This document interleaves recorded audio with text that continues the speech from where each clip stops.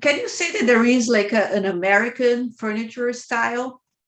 Can you define one? Well, in general, American style tends to be a little bit larger and bulkier than European style.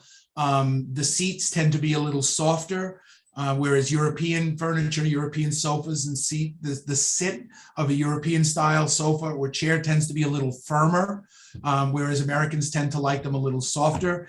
If you look at recliners in America, they tend to be a little bigger and bulkier and softer around the edges, as opposed to more streamlined, silhouetted lines.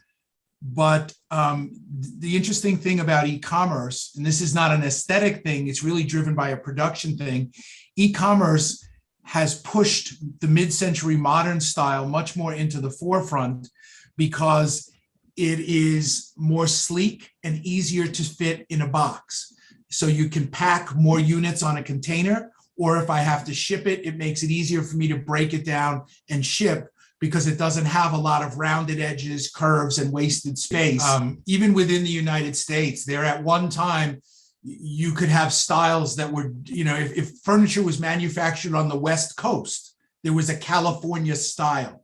If furniture was manufactured in the Midwest, up in Michigan and Grand Rapids or Western New York, there was a style. And so it was much more regionalized within the US.